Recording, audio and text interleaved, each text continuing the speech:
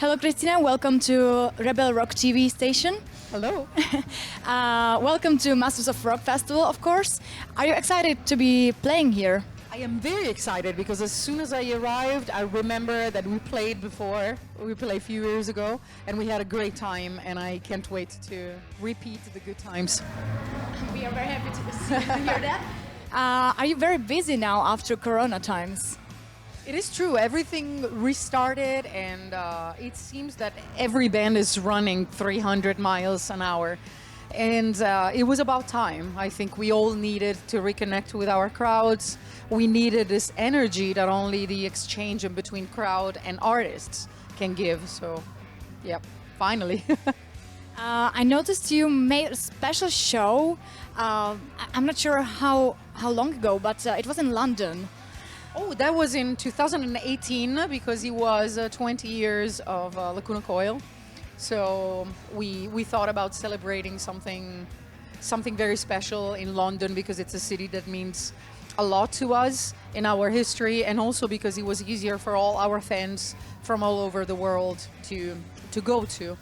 And we organized it, in a very spectacular way in every sense, because we had aerialists, we had a lot of performance on stage with us. And we were so nervous, but in the end it came out great, and we made a DVD out of it because it was too magical. So who actually came with this idea of making such a, as you said, spectacular show? Because it really was. All of us, and then of course, sometimes you have ideas, but you're not able to develop them.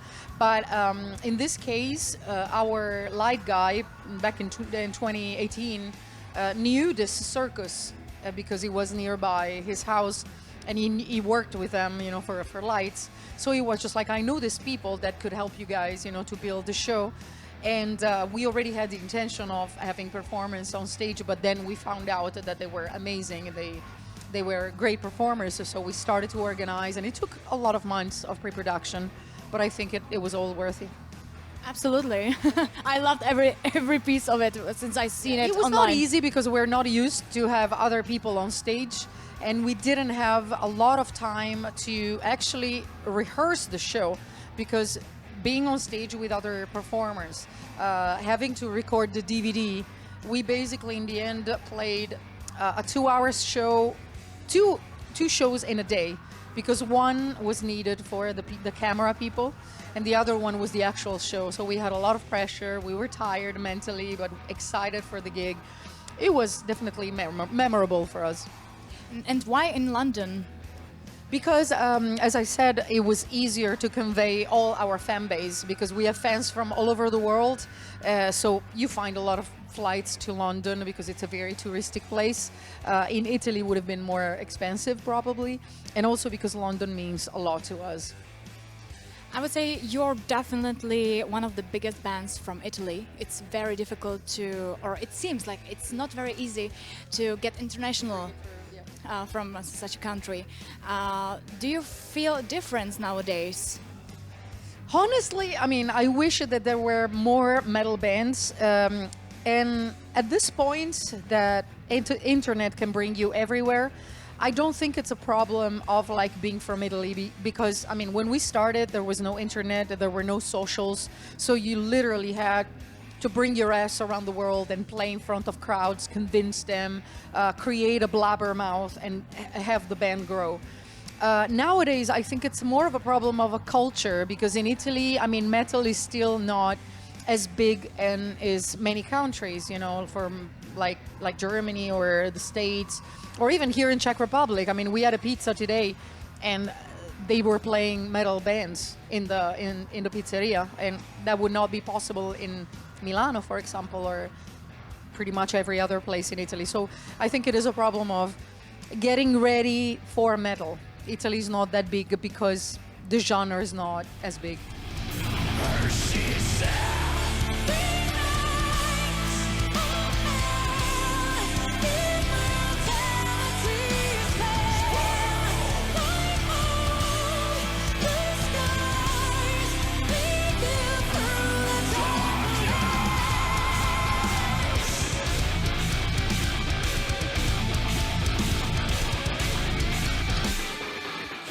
You have very special costume ideas and the makeup ideas.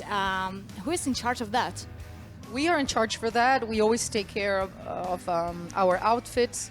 And for us, it's really important because some people might think that, you know, you don't really need them because music is the most important thing. But we still feel that music is the most important thing. But if you can add something visual on a live show, why not? I mean, in our vision, they are exactly like good lights, good scenographies. That doesn't take anything away. It adds something for whoever came to the show because it makes it different. It's like a costume. If you go to a theater to watch a representation, you want to see the look as well. I would want to see the look as well. So, but it's us in charge.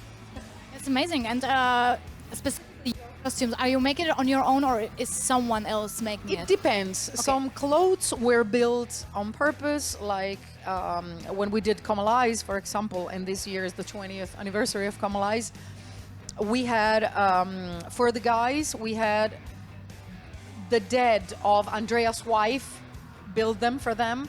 I got a different dress. It was a white one, but we always pick them up. We always customize them, or they're built on purpose for us. It depends from cycle to cycle. That's amazing.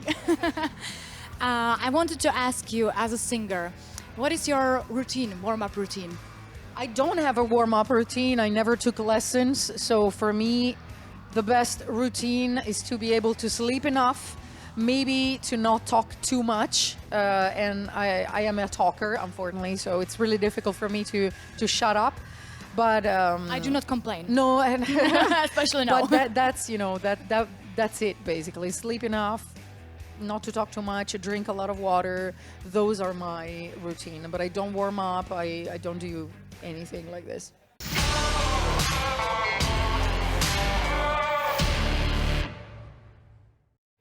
Well, your talent of speaking is definitely hearable and visible on Twitch.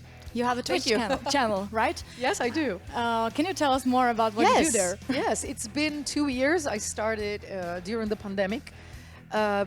And I didn't really know where to start from because I already had a Twitch account because I am a gamer. So I was following other gamers. But then I noticed that the platform was getting different and there were more people that were just talking or not being related to video games. So it was just like, well, I sing, we have a fan basis I can stay in touch with. I can play video games and stream them even if I'm not a pro. Why not? Let's try it. I mean, we had nothing to do. We were home, and I said, I'm going to give it a try. It might not work, but it might work. So I bought a home PC, which is something that I didn't have in a long time because I was always using Macs because I was always traveling and, you know, making music, maybe work on graphics, other stuff, but not really video games, which is something that I missed. And then I started playing online. I started to connect with our fans, and it's fun. It's fun. I can't find the time for it very often, unfortunately, because when I'm traveling, there is no way I can find a couple of hours away from everything. But I love it. I want to keep it going. So follow my channel if you like. I will appear here and there.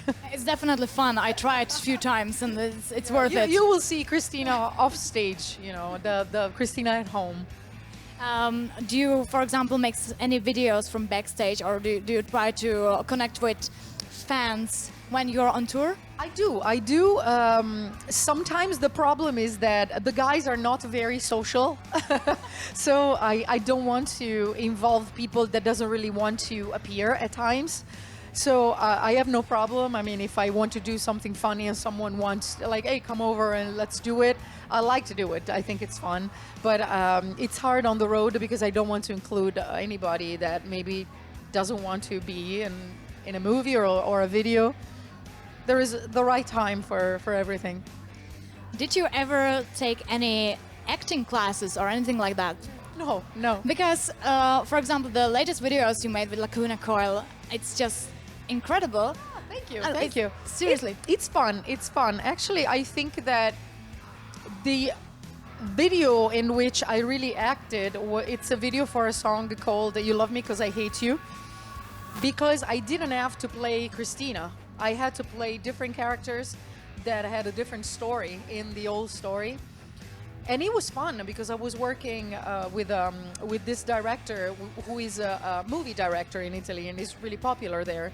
So it was cool to find out about the tricks. I was asking him, like, let me know what you see, because I don't know what you see. I don't know if I'm acting nicely or not. So it was cool to learn something new. But it was hard. It's not easy to be an actor. I found out on that video. When I saw it for the first time, I had goosebumps because the atmosphere of the video is just incredible, and everything you. in there is yeah, it's Thank like you. professional movie. Thank Seriously. you. I love it when there is a plot. I love it.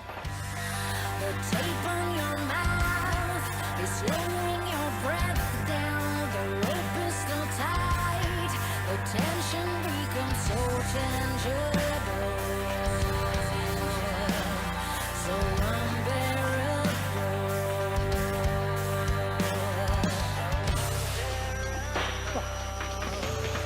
You love me 'cause I hurt you.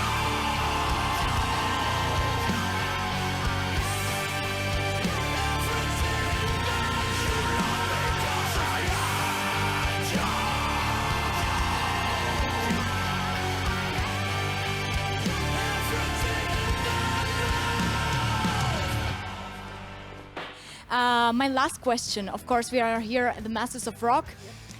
Tomorrow, the most famous band is playing is Judas Priest. What do you think about this band?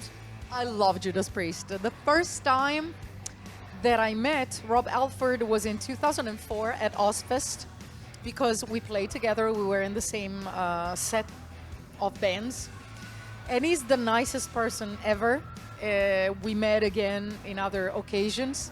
And I mean, Judas Priest is Judas Priest. I mean, you just have to say the name and a whole lot of like memories and a huge amount of respect comes out with it. I mean, they are a cult band. I mean, they're Judas Priest. Well, okay, not Happy my anniversary, by the way. Exactly, not the very last question because now I get more ideas, of course. Were Judas Priest, for example, one of the bands that influenced you somehow in the I music? think that, I mean, they were not like a direct influence, but of course we like their music because, I mean, I think that our music is very different than Judas Priest music, but they're definitely part of that group of bands that are like, wow, you know, together with Maiden, Metallica, their history, they're part of history. So maybe even if they're not a direct influence, maybe we took something and we didn't even know. I mean, I'm pretty sure that we inherited something from them. And can you actually tell who is the inspiration for you or who was? When we started, I'm talking for me, more bands like Paradise Lost, Typo Negative, very much so. But of course, you know, Metallica, I remember I was listening to Clawfinger as well, Alice in Chains, a lot of bands actually. We didn't have one band that influenced us, but many, many bands. More in the darker genre of metal. Okay, great. Thank you so much for a Thank you. wonderful interview. Thank you.